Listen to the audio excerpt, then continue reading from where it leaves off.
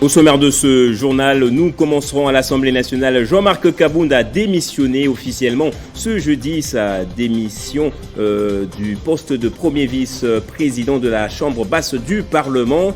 Cette décision, il l'avait annoncée depuis le 14 janvier sur son compte Twitter. Et on restera à l'Assemblée nationale. Les députés nationaux ont voté hier mercredi pour la déchéance du ministre de l'économie nationale accusé d'incompétence après la hausse des prix de produits de première nécessité. Le ministre de l'économie est le tout premier ministre à quitter le gouvernement dit des Warriors. Et célébration ce jeudi des 20 ans d'existence du Parti du Peuple pour la Reconstruction et le Développement. Le parti de Joseph Kabila a été créé le 31 mars 2002 à Kinshasa et est aujourd'hui l'un des plus grands partis politiques de la RDC. Bienvenue à vous tous et merci d'être avec nous sur Télé 50. C'est la fin définitive d'une longue histoire d'amour avec le parti de son mentor politique Étienne Tshisekedi.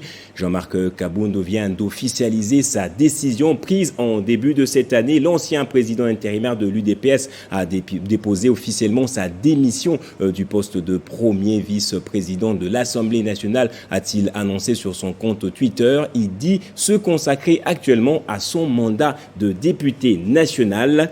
Jean-Marc Kabound est tout justement retourné au pays hier après un séjour médical passé à l'extérieur du pays. Et dans l'actualité également, les députés motionnaires sont allés jusqu'au bout de leur démarche malgré les interventions au sein de l'Union sacrée de la Nation. Jean-Marc Kalumba est destitué au terme d'une séance plénière pleine de suspense et de rebondissements. 277 députés nationaux ont voté pour la motion contre seulement 79 voix. Récit de Jean-David Kilolo. L'Assemblée nationale adopte la motion de défiance contre le ministre de l'économie nationale.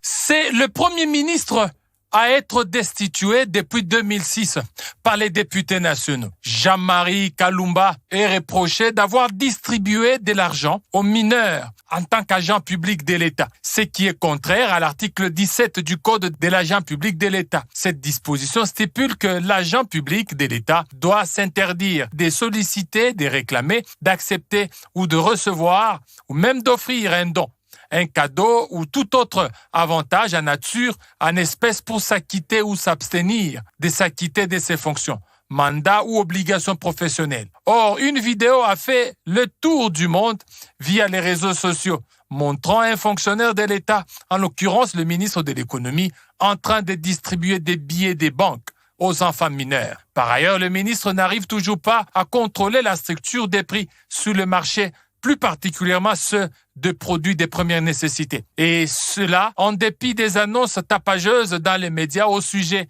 de l'importation des chinchards en provenance de la Namibie. Fort malheureusement, le constat est que les prix sur les marchés ne font que galoper, ce qui influe négativement sur les paniers de la ménagère, a articulé l'auteur de la motion Crispin Bindoulé.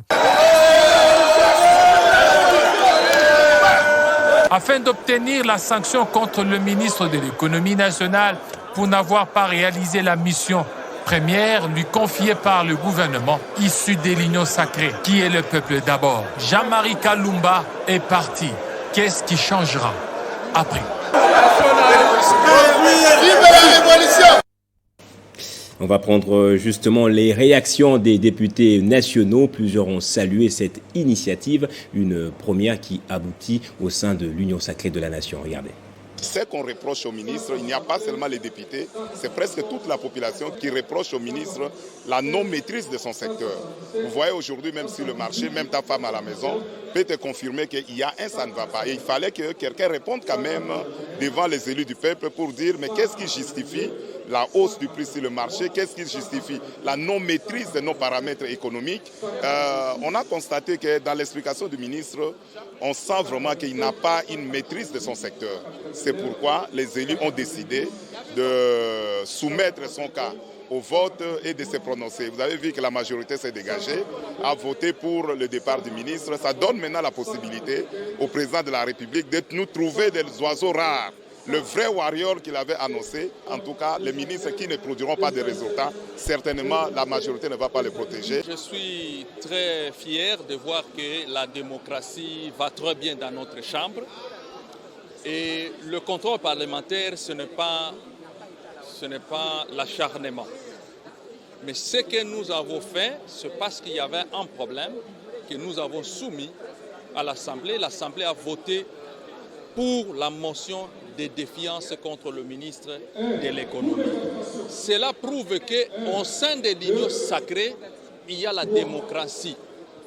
Vous savez, la démocratie, c'est lorsque on laisse passer tout ce qui se présente, si c'est dans le respect de la loi. Et cela prouve que la démocratie règne dans ce pays. Il n'y a pas de mot d'ordre, ce n'est pas comme à l'époque de la Deuxième République. Aujourd'hui, nous sommes dans la démocratie et il n'y a pas de mot d'ordre des autorités morales ici.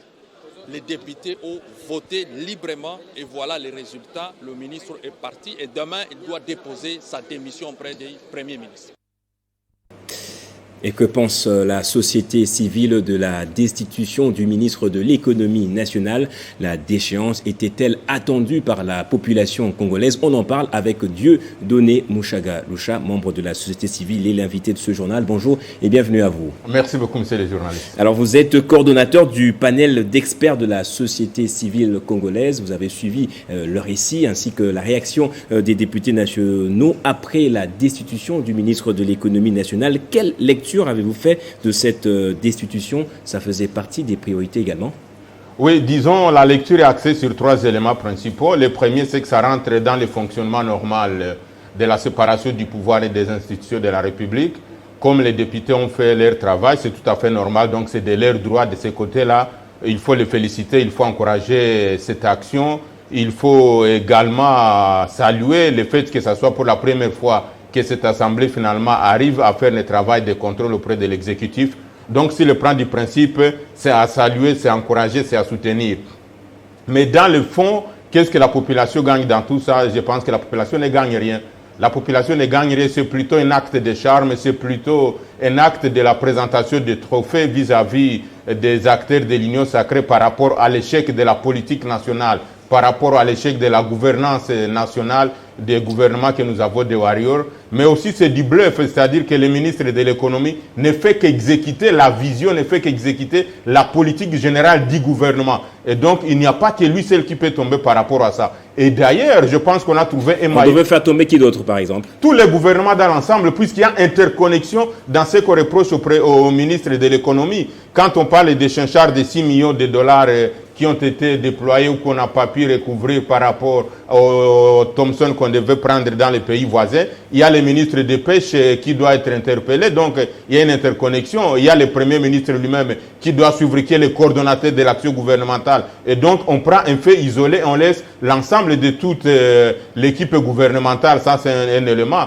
L'autre élément par rapport à tout ce qu'il a pris comme décision, nous le savons tous, nous suivons, même la population au fin fond. Nous savons que le ministre de l'économie n'a jamais pris de décisions qui n'ont pas été délibérées dans les conseils des ministres. Et donc, à ces points-là, il ne peut pas assumer la responsabilité de ce qu'il est en train de faire. Il exécute les décisions prises et délibérées en conseil des ministres. Et donc, c'est tous les gouvernements qui devraient tomber.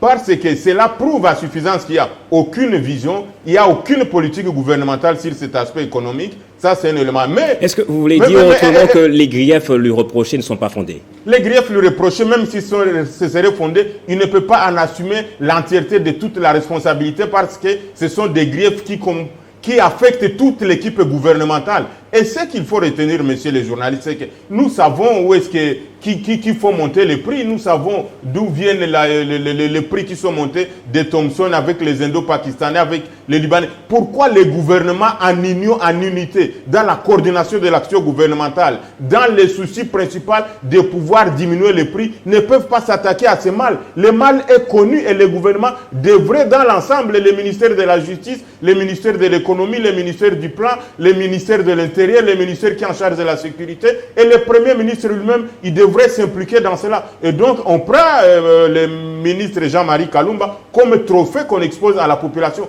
parce que rien ne va changer. Et je voudrais, en regardant bien la caméra et en demandant à la population congolaise à dater d'aujourd'hui, de voir dans 48 heures, dans 72 heures, dans 1 mois, dans 2 mois, dans 3 mois, qu'est-ce qui va changer. Si rien ne change, on comprendra qu'il s'agit d'un complot politique. Également, quant à ce qui concerne les billets d'avion, nous avons suivi Congo Airways aujourd'hui. On a changé l'équipe qui était là, mais Congo Airways tombe en faillite. Et donc, qu'est-ce que le ministre de l'économie peut faire par rapport à sa bonne foi d'avoir décidé sur la diminution du prix des billets, mais les compagnies tombent en faillite. Et donc, vous comprenez qu'il s'agit d'une action, même les ministres du portefeuille devraient être interpellés. Donc, il s'agit d'une interconnexion des actions et des greffes qu'on reproche au ministre de l'économie, mais malheureusement, on le trouve comme un maillon. Dernière question, je vais peut-être ramasser et puis rassembler des questions éparses comme ça. Est-ce que la population comprend d'abord cette destitution? Il y a également cette saisine de la Cour de cassation par le ministre de l'économie. Je reviens encore sur la population congolaise qui avait demandé la tête du ministre auteur du RAM, qui finalement, la tête qui n'avait jamais été donnée à l'Assemblée nationale. Vous qui êtes au contact de cette population, est-ce que la population a su maîtriser ce qui s'est passé hier? Effectivement, la population n'a pas su maîtriser. La population ne se retrouvera pas dans cela. La population voudrait voir effectivement, et sur base de cela, nous, de la société civile, nous demandons maintenant des effets rétroactifs. Les ministres ayant en charge ces histoires-là de RAM, on a escroqué la population. Pourquoi on n'a pas fait une motion de défiance contre lui, alors que le mal que ce ministre a causé à la population congolaise est plus profond, est plus perceptible, est plus grave que le mal qu'on reproche au ministre de l'économie. Le ministre de l'Intérieur, vous l'avez suivi dernièrement, le langage insolent qu'il a tenu vis-à-vis des députés provinciaux. Vous venez de suivre comment est-ce qu'ils viennent de dilapider 5 millions de dollars dans ce pseudo-atelier d'appropriation du programme de 145 territoires en invitant les... Donc, il s'agit de l'ensemble de tous les gouvernements qui doivent tomber et nous demandons à la population congolaise de pouvoir saisir ces cas-là et que les députés, s'ils veulent vraiment qu'ils puissent être appréciés, qu'on puisse les applaudir, qu'on puisse les encourager, qu'on puisse les soutenir, qu'ils fassent tomber tous ces gouvernements qui n'apportent rien à la population congolaise. Et enfin, ce n'était pas ça le sujet, mais je voulais saluer la bravoure, le courage de l'honorable Jean-Marc Kabound d'avoir déposé sa démission pour exprimer le ras-le-bol, mais aussi pour dire non à ce qu'il avait subi comme humiliation avec l'expédition de la garde républicaine. Merci, monsieur Mouchagaloucha. C'est moi qui vous remercie. Et de l'autre côté du Parlement, à la Chambre haute précisément, c'est inédit, Matata Ponyo a refusé le don du véhicule utilitaire Hyundai Palisade offert gratuitement à tous les sénateurs par le bureau de la Chambre haute du Parlement. Pour l'ancien Premier ministre empêtré dans des affaires judiciaires, l'accepter, c'est cautionner la mauvaise gouvernance. L'État ferait mieux de construire les infrastructures publiques avec cet argent. Palisade Hyundai, don du gouvernement aux parlementaires, Augustin Matata Ponyo dit non. Dans une correspondance adressée au bureau du Sénat, les sénateurs Augustin Matata Ponyo refusent de recevoir l'offre gratuite d'une Jeep et ces refus se justifient, selon l'homme à la cravate rouge, par le fait qu'une telle offre symbolise la mauvaise gouvernance dans la gestion des affaires de l'État. Pour l'homme de la bonne gouvernance, il serait incompréhensible et inacceptable qu'au même moment que la plupart des députés et gouvernements provinciaux accusent plusieurs mois de retard de paiement de leurs émoluments et rétrocessions, qu'un tel don de plusieurs dizaines de millions de dollars américains soit accordé à quelques 609 députés et sénateurs. Augustin Matata Ponyo relève qu'au prix du marché réduit à 65 000 $ les véhicules, 609 véhicules coûteraient près de 40 millions de dollars américains.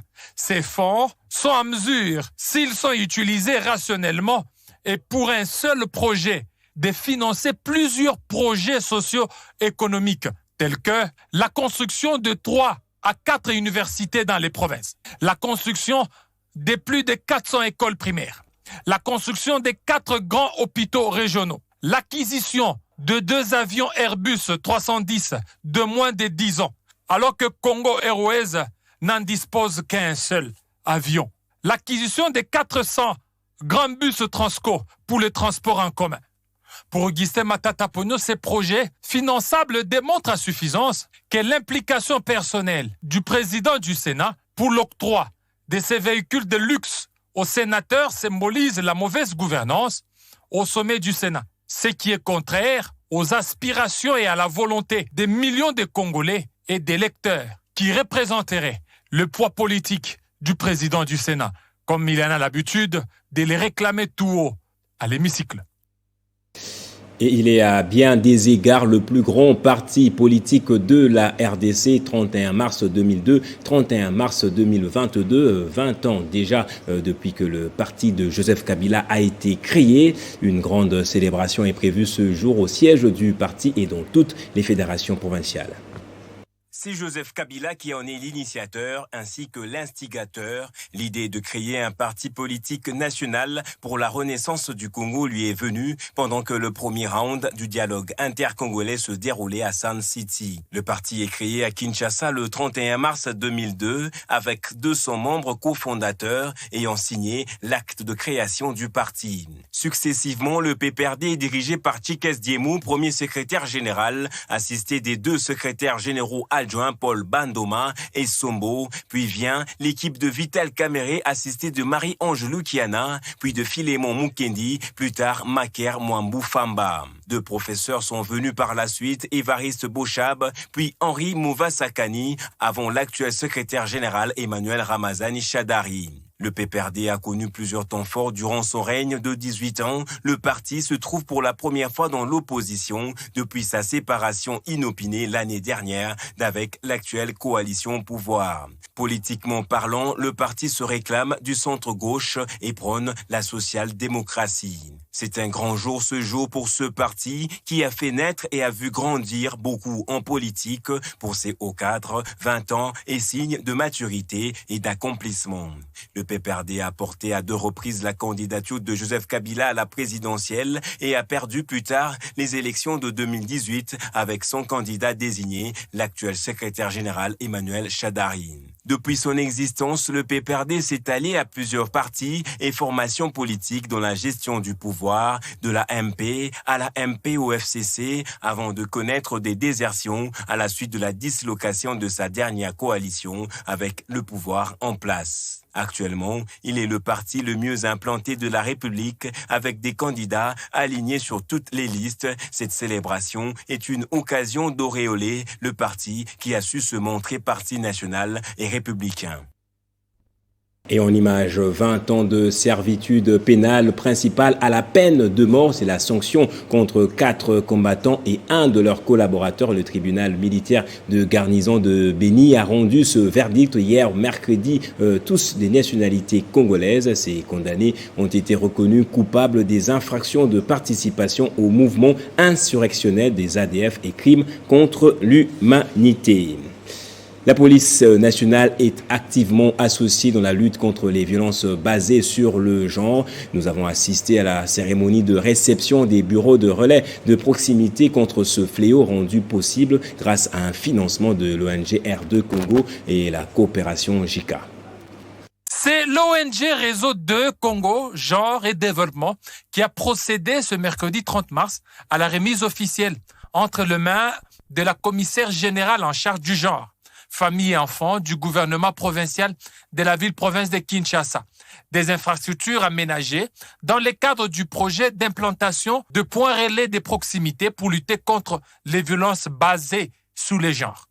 Les travaux ont été financés par l'Agence japonaise de coopération internationale en RDC, JICA en sigle. Ce projet initié par le gouvernement provincial de la ville de Kinshasa a été matérialisé par l'ONG R2 Congo, recruté suite à un appel d'offres. C'est un projet qui a été sollicité par le gouvernement provincial de Kinshasa à travers le commissariat général chargé des personnes vulnérables, affaires sociales, genre et famille. Et le réseau du Congo Genre et Développement, qui est une ONG nationale et même internationale, installée dans plusieurs provinces de notre pays, a été parmi les ONG qui avaient souscrit pour avoir le projet et nous avons obtenu la confiance de la JICA. Ces projets visent à renforcer la lutte contre les VBG dans la communauté en se rapprochant plus de la population.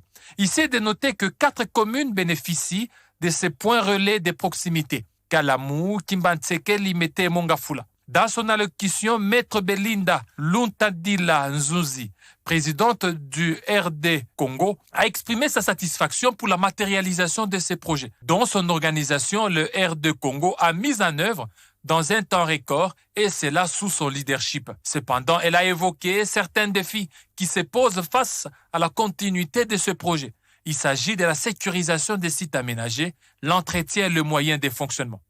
Les 4 points relais de proximité sous la direction des services provinciaux chargés du genre, santé et affaires sociales seront sous la coordination de la division urbaine du genre, famille et enfants.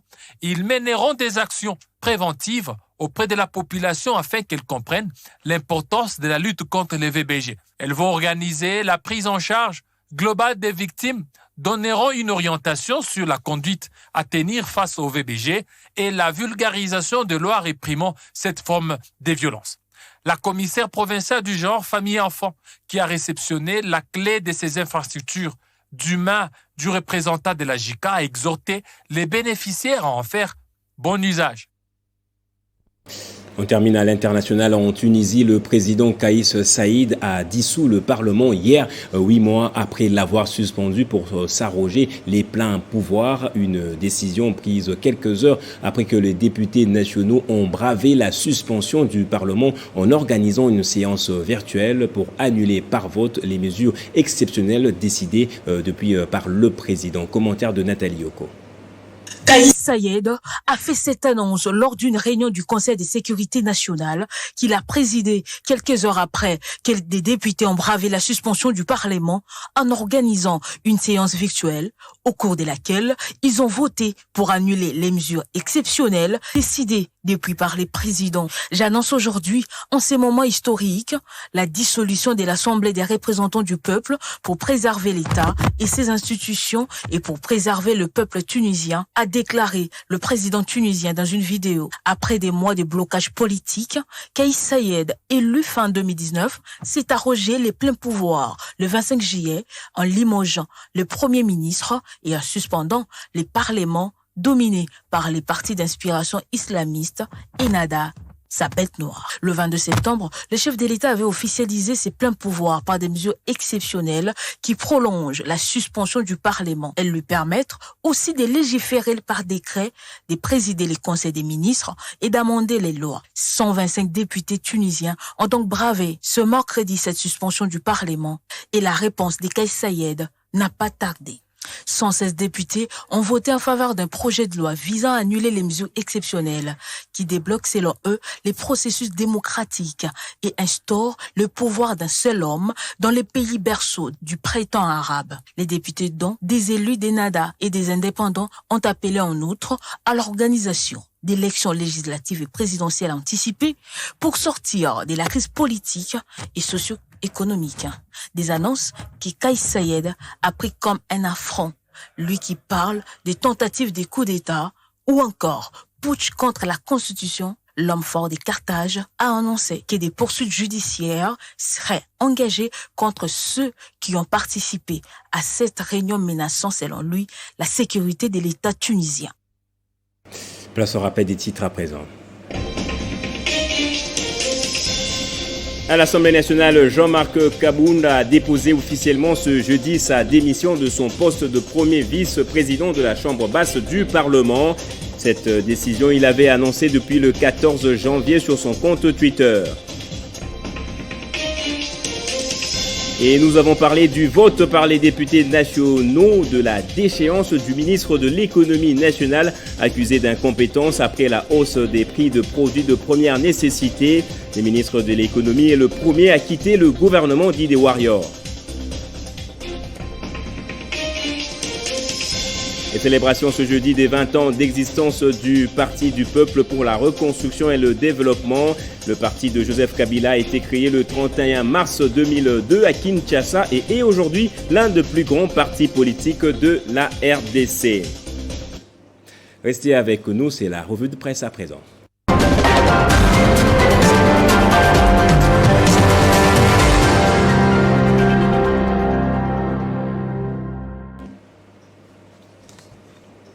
Et la revue de presse, c'est avec Bédrine Kenge. Elle me rejoint de l'autre côté du studio. Bonjour et bienvenue à vous, Bédrine. Bonjour et merci Gaëtan Burundi. À la une de votre revue de presse, gouvernement, l'Assemblée nationale sonne-t-elle la fin de la récréation ? Oui, parce que c'est la première destitution d'un ministre que le pays a connu depuis plusieurs années et cette déchéance peut a interpellé d'autres membres du gouvernement Sama Lukonde pour l'amélioration justement de leur travail et comme conséquence le changement du social du Congolais, à moins que ce ne soit un règlement de compte à peine voilé. Et ce sujet est repris par plusieurs journaux et sites. Pour les potentiels online, l'Union sacrée a lâché Jean-Marie Kalumba par cette déchéance, droit de vie ou de mort. La motion de défiance reste l'arme fatale de contrôle à l'Assemblée nationale, pointent les confrères, visés par une motion de défiance signée du reste par certains députés membres aussi de son parti, l'FDC. Jean-Marie Kalumba, qui n'a pas plus reçu le soutien de l'ensemble des élus de l'Union sacrée, a laissé ses plumes. C'est le premier warrior du gouvernement Sama Lukonde à subir la rage des députés nationaux par voie d'une motion de défiance, constate le quotidien. Et dans ses colonnes intérieures, la prospérité nous signale que c'est le tout premier contrôle parlementaire de la session ordinaire de mars au sein de la Chambre basse du Parlement de la République démocratique du Congo qui entrera certainement dans l'histoire parlementaire de la Troisième République. Oui, c'est une certitude. Aucun ministre dont le passé n'a été déchu de ses fonctions par le vote d'une motion de défiance et abondant dans le même sens. Forum des As a mentionné pour sa part que c'est un premier triomphe de la démocratie à l'Assemblée nationale. À la lumière du verdict indiqué de la plénière, doit-on dès lors conclure que le sort de Jean-Marie Kalumba est désormais scellé d'emblée? Il faut noter qu'il n'existe aucune voie de recours et avant que le député national ne désavoue le ministre de l'économie, ce dernier avait saisi la Cour de cassation parce qu'il y aurait des infiltrés parmi les 70 signataires de cette motion de défiance lui adressée, nous rappelle le phare. Et des réactions fusent de partout justement. Effectivement, Okapinews.net a décrit l'ambiance qui a régné hier à l'Assemblée nationale après cette destitution. RDC, liesse, déception, émotion, consternation, amertume. Voici les premières réactions après la destitution du ministre de l'économie par l'Assemblée nationale. Pour Bertin Mubondi, président de la commission et sécurité de l'Assemblée nationale, c'est la démocratie qui a gagné. Très déçu de son côté, de Onkusu souligne que c'est grave de voir un ministre de la majorité au pouvoir être destitué de la sorte. Cet ancien gouverneur du Congo central estime qu'il y a des soucis au sein de l'Union sacrée. De son côté, pour sa part plutôt, l'auteur de la motion de défiance, de déchéance plutôt contre Jean-Marie Kalumba, issu de l'AFDC et allié, Crispin Bindoulé, satisfait, parle de la preuve que dans l'Union sacrée, il y a de la démocratie. Renseigne 7 sur 7.cd. Et les députés nationaux Steve Mikaï, cité par Okapi News dans un autre article, est l'un des signataires de cette motion et membre de l'AFDC y a trouvé une occasion pour ironiser contre Modeste Bahati, autorité morale de ce regroupement. Le président du Parti travailliste, je cite, « Le ministre Kalumba, croqué ce jour par les députés nationaux, est en partie victime du comportement antagonique de son autorité morale. Filou national en conflit avec la majorité de la classe politique et des députés. C'est un prélude à sa propre chute qui pointe à l'horizon. » Fin de citation. Et plusieurs Congolais s'interrogent justement sur l'objectif de la visite de l'acteur Jean-Claude Van Damme à Kinshasa. On termine avec ce sujet. Et tout à fait, Gaëtan, son arrivée à Kinshasa fait tellement jaser que le caricaturiste du quotidien La Prospérité s'est intéressé quand même. Selon ce que nous pouvons lire sur ce tableau à images, Jean-Claude Van Damme a précisé que son déplacement est justement motivé par les affaires. 3 points de suspension. Et si certains Congolais sur cette caricature, Gaëtan, sont émerveillés, de l'autre côté, nous voyons, d'autres sont toujours inquiets et s'interrogent si cet acteur belge ne va pas se comporter comme Sami Jamal, je rappelle, homme d'affaires libanais condamné à 20 ans de prison dans le cadre du procès historique de 100 jours. Est-ce que vous avez vérifié si réellement il est né à Lubumbashi, Bédrine Kenge? Non. En tout cas, selon les informations que j'ai, il n'y a nulle part où c'est mentionné qu'il est né à Lubumbashi. Merci Bédrine Kenge pour cette revue de presse. Merci à vous autant, Gaëtan. Et c'est par ici que prend fin ce journal. Merci à vous tous de l'avoir suivi. Très bonne suite de programme et soyez toujours heureux.